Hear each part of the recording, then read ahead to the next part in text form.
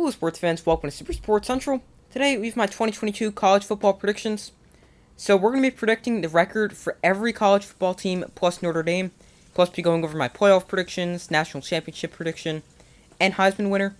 So, we're going to start off with the ACC, and starting off at the bottom of the ACC Atlantic Division, we have Syracuse. So, they've had 3 consecutive losing seasons, and I think they're going to make it a 4th. They have a pretty tough schedule, and I have them going 3-9 overall, 1-7 in the ACC.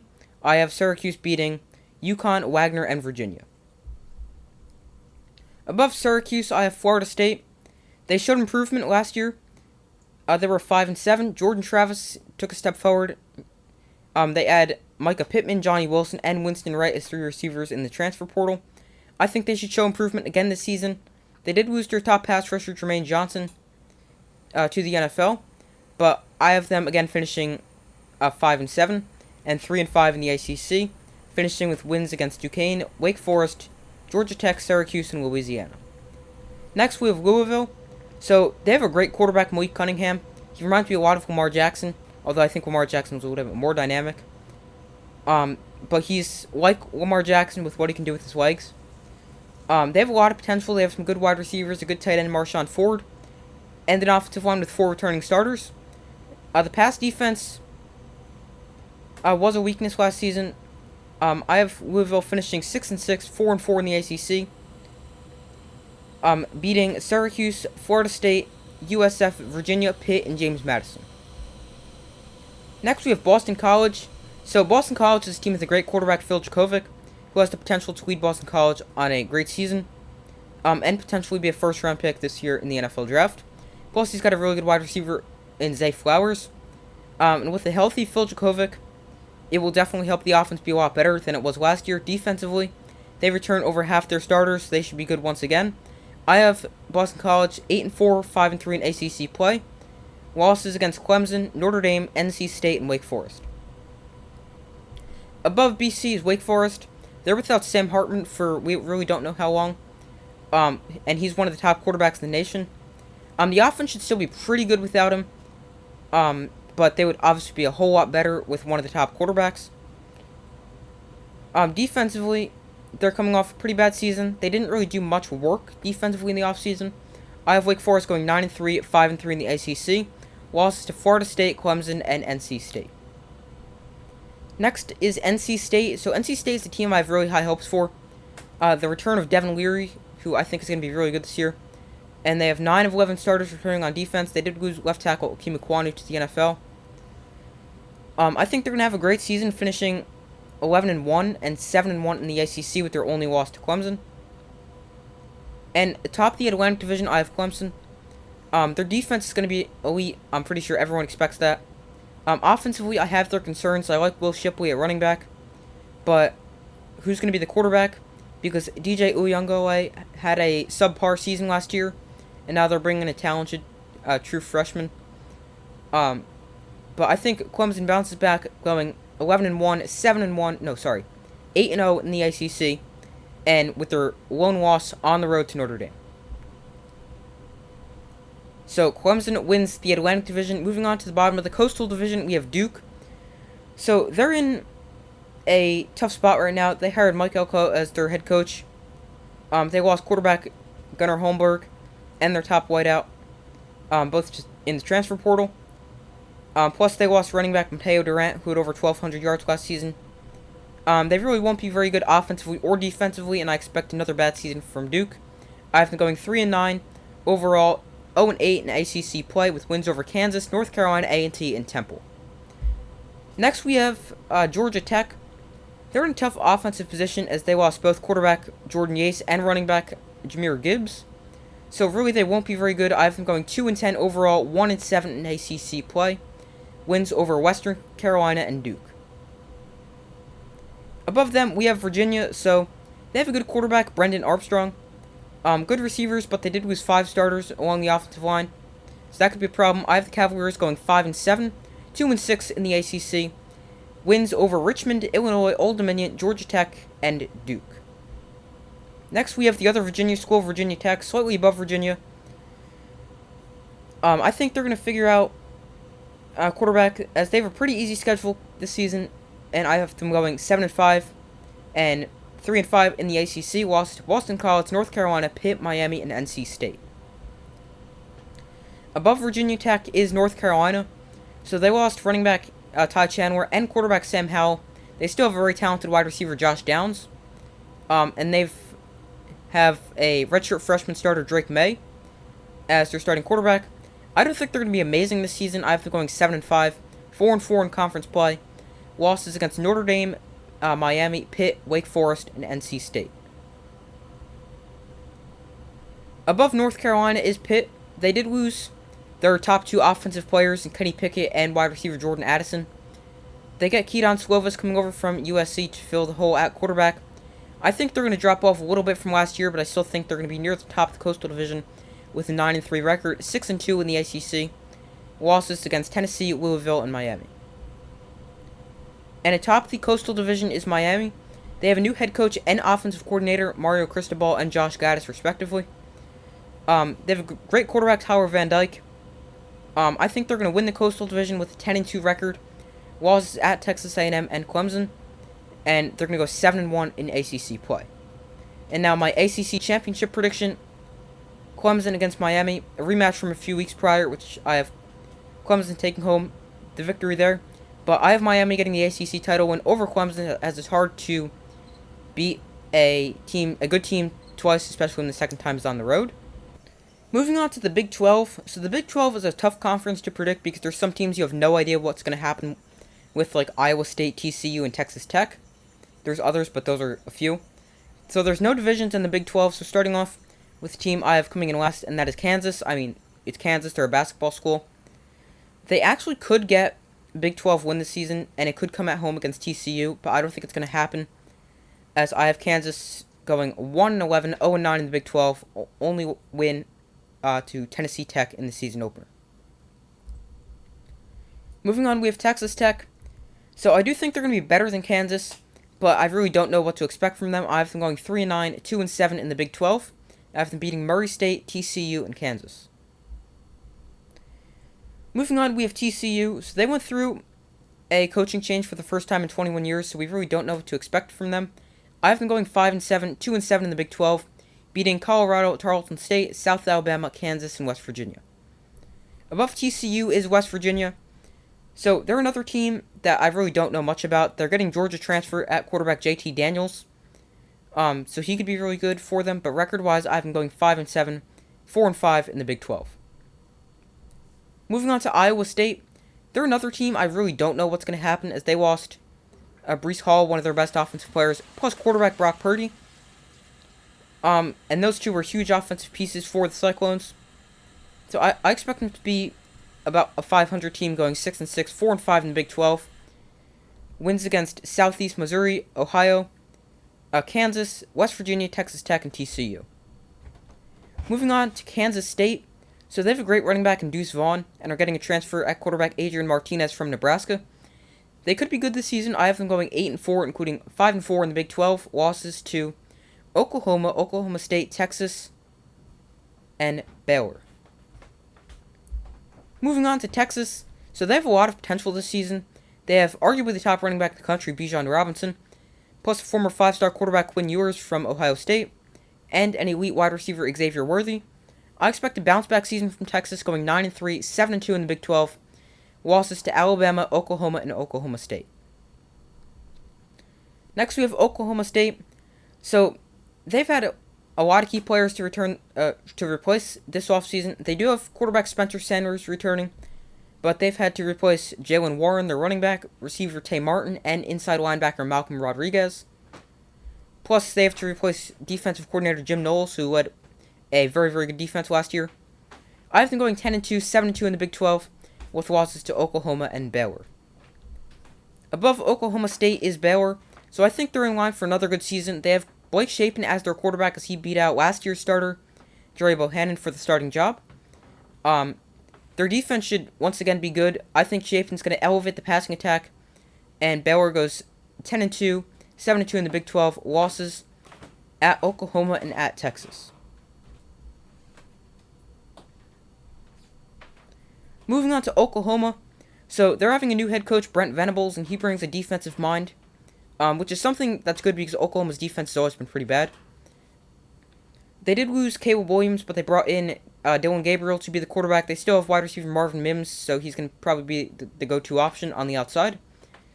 I have Oklahoma going 11-1, 8-1 in conference play, and a loss on the road at West Virginia, and it's sort of like a trap game there, in between Oklahoma State and Baylor, plus it's a decently tough place to play.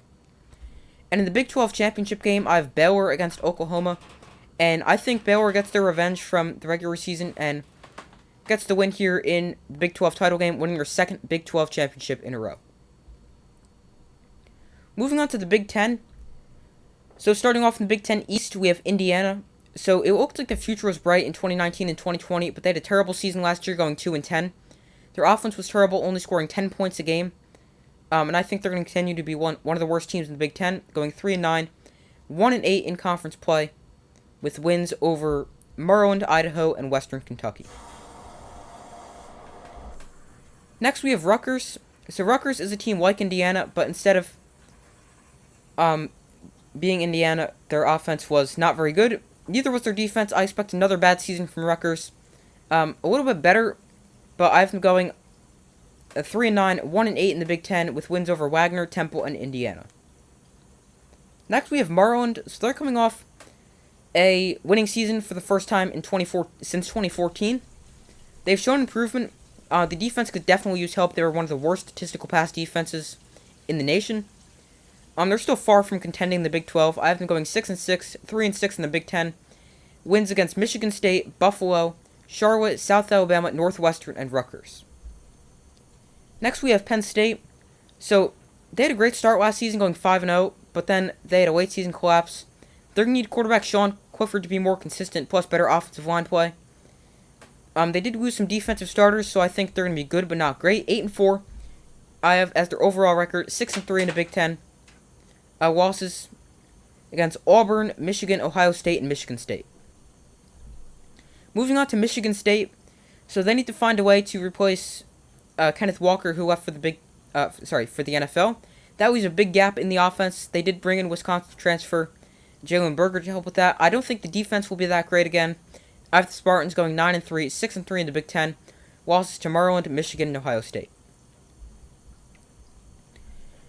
Next, we have Michigan. So they lost 3 big players to their team: Aiden Hutchinson, David Ajabo, and Hassan Haskins. They currently have a quarterback battle ongoing between J.J. McCarthy and Cade McNamara.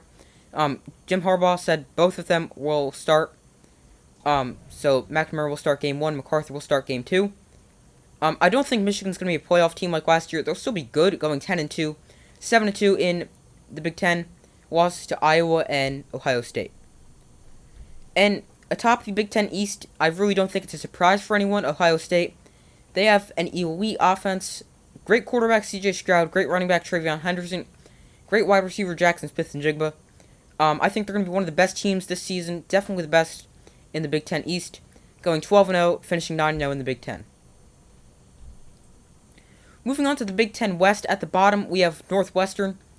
So they've been pretty good recently, even played for a Big 10 championship a few times. But they're coming off a bad season. They lost safety Brandon Joseph in the transfer portal. And I expect another bad season from Northwestern, going 3-9, 0-9 in the Big 10. Wins over Miami, Ohio, sorry about that, Southern Illinois, and Duke. Next, we have Illinois. So they showed improvement last season, but were unable to make it to a bowl game. Their offense wasn't great, but they have a great running back, Chase Brown, and I think they're going to want to run the ball again, as that was really good for them last season. I have Illinois going 5-7, 3-6 in the Big 10, with wins over Wyoming, Indiana, Chattanooga, Minnesota, and Northwestern.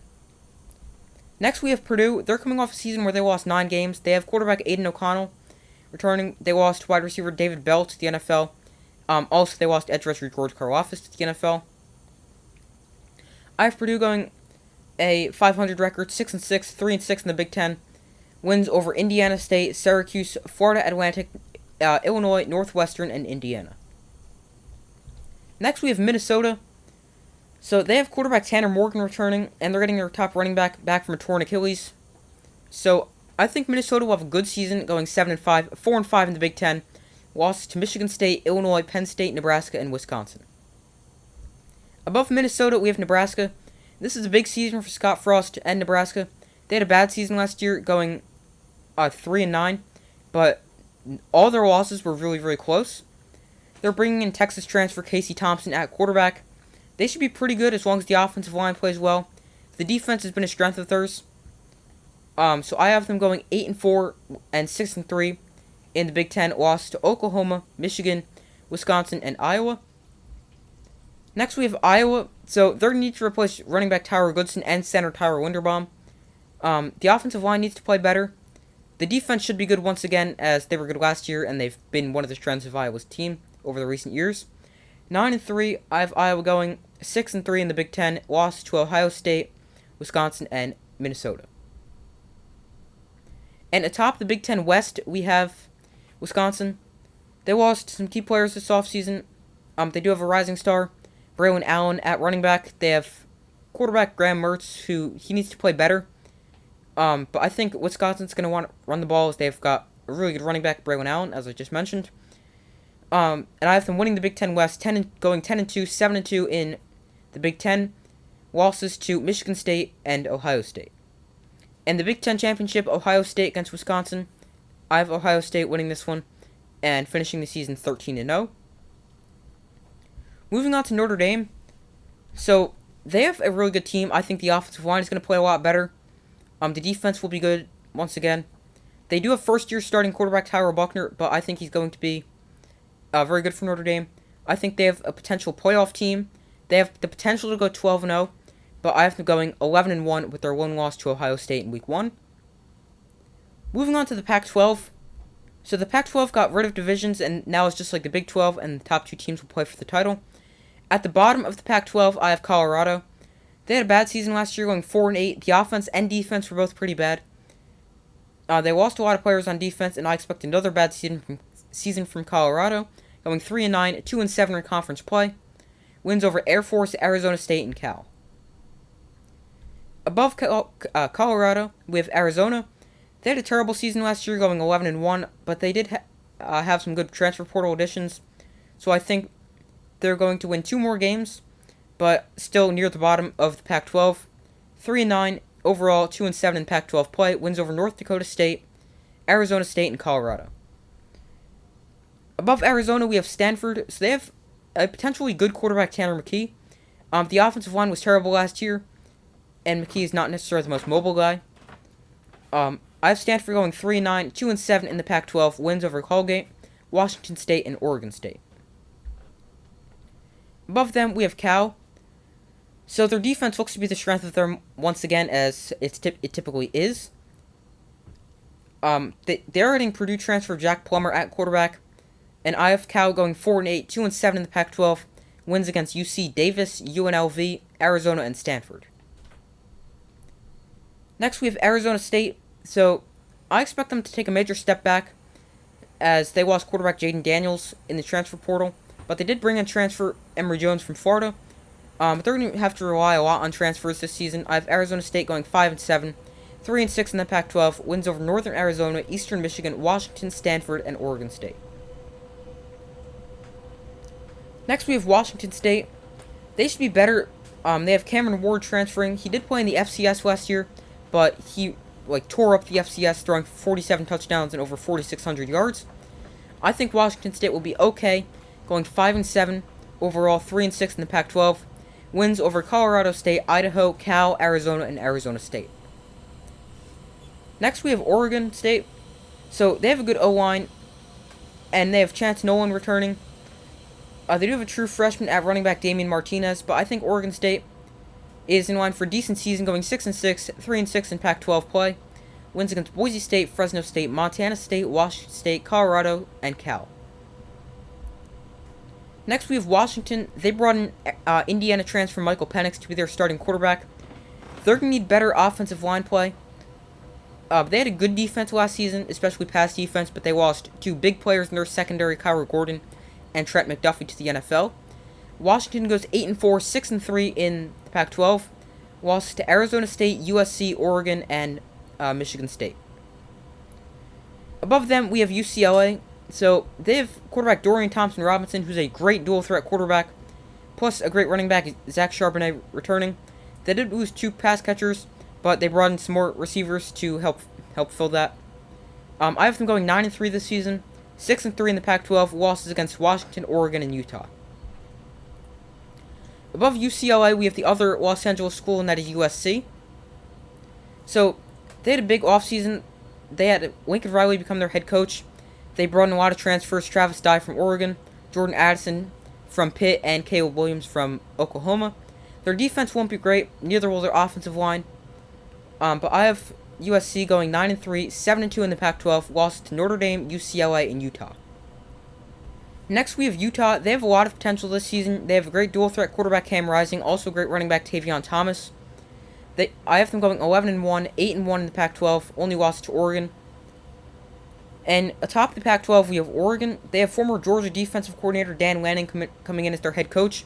He inherits a great situation. He has Auburn transfer Bo Nix and Ty Thompson battling for the starting quarterback.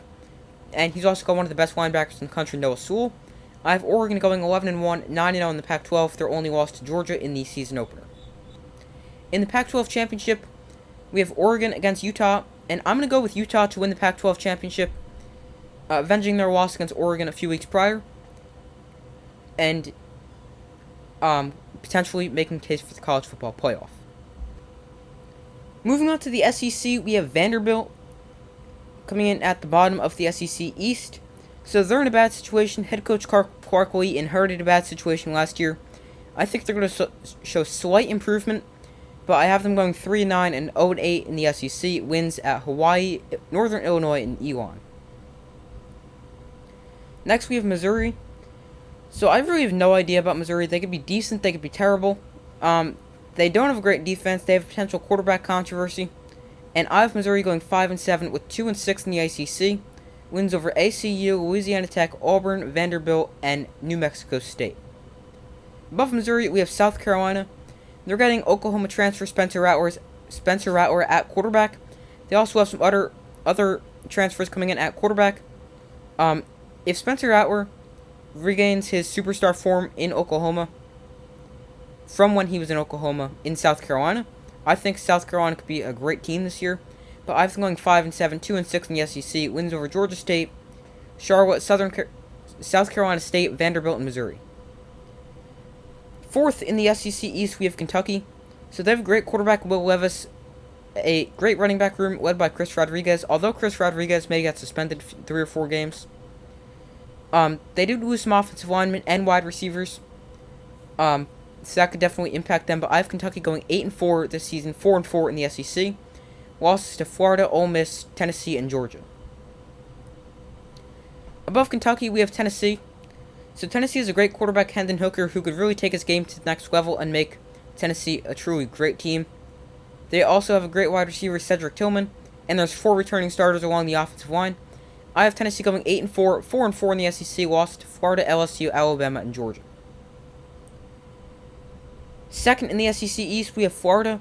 So last year was a bad season, only winning 6 games. There's reason for optimism because they have a potential superstar quarterback, Anthony Richardson. Plus, they have a good running back and good wide receiver room. They should be decent. I have Florida going 9-3, 6-2 in the SEC. Losses to Utah, Georgia, and Texas A&M. And winning the SEC East, I really don't think it's a surprise. The defending national champion, Georgia. They lost several players to the NFL. I believe the exact number is 15. They still have great players on defense like Keely Ringo, Jalen Carter, and others. I do have concerns if they're going to be able to reload and make another title run this year and be equally as good, but I think they're going to be good enough to go 12-0, 8-0 in the SEC, and win the SEC East. Moving to the SEC West, we have Auburn. So, they had a down season last year, and they have a current quarterback battle going on. I have Auburn with another down year, 5-7, 1-7 in the SEC. Wins over Penn State, Mercer, San Jose State, LSU, and Western Kentucky. Slightly above Auburn, we have Mississippi State. They took a step forward last year. Quarterback Will Rogers is returning. They did lose a few offensive linemen, including first-round draft pick Charles Cross. The offense should be good again. I have them going 7-5, 3-5 in SEC play. Wins over Memphis, Arizona, Bowling Green, Arkansas, Auburn, East Tennessee State, and Texas A&M. Next, we have LSU. So, new head coach Brian Kelly comes over from Notre Dame. They have an ongoing quarterback battle, plus they have a really good wide receiver, Keyshawn Boutte, and a good running back, John Emery. I have LSU going 6-6, 3-5 in the SEC with wins over Southern Mississippi State, New Mexico, Tennessee, Ole Miss, and UAB.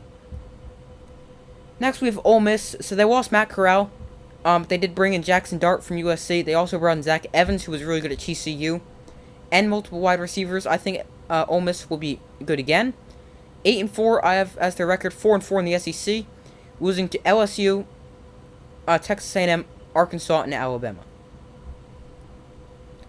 Above Ole Miss, we have Arkansas. So they have a great quarterback, two-way quarterback, KJ Jefferson. They do have to replace Traylon Burks, but they got two good receivers in the transfer portal, including Oklahoma transfer Jadon Hazelwood. I think they're going to have another good season this year, and I think Arkansas will go 9-3, 6-2 in the SEC, losing to BYU, Texas A&M, and Alabama. Next, we have Texas A&M. They have a quarterback battle going on between LSU transfer Max Johnson and Haynes King. They have some good running backs and wide receivers on the roster. I have Texas A&M going 10-2, 6-2 in the SEC, losing to Alabama and Mississippi State. And atop the SEC West is Alabama. They have a truly elite roster. Quarterback Bryce Young, Will Anderson Jr. on defense. Defense should be really good. Offense should be good as well. They do have to replace Jameson Williams and John Mechie, but I mean, they're Alabama. There's never a lack of talent there. I have Alabama going 12-0 in the regular season, 8-0 in SEC play, facing Georgia in the SEC title game. And last year in my predictions video, I said Georgia. It was Georgia's year. This year, it's Alabama's year. Alabama takes care of Georgia and takes the SEC championship. Now, my Heisman winner, that goes to C.J. Stroud of Ohio State. I think he's going to have an unreal season, and Ohio State is also going to have a really, really good season. And now, my college football playoff predictions. Number 1 is the undefeated SEC champion, Alabama. Number 2 is the undefeated Big Ten champion, Ohio State. 3 is the one-loss SEC runner-up, Georgia. And 4 is between Notre Dame and Utah. Both will have one loss. I'm going to go with Notre Dame because their loss is to the undefeated Big Ten champion, Ohio State. They're coming in on an 11-game winning streak. Utah's loss is to Oregon. They did eventually beat Oregon for the Pac-12 championship. I'm going Notre Dame. Let me know in the comments who should get that number 4 spot. Now, my playoff predictions, we have Alabama over Notre Dame, Ohio State over Georgia, and then in the national championship, Alabama over Ohio State. So, those are my 2022 college football predictions. Let me know in the comments if you agree with my predictions, disagree, and why. Let me know who you have winning the national championship. Thank you guys for watching. Make sure to like, subscribe, and comment. I do my best to post as often as possible, and I will see you in the next video.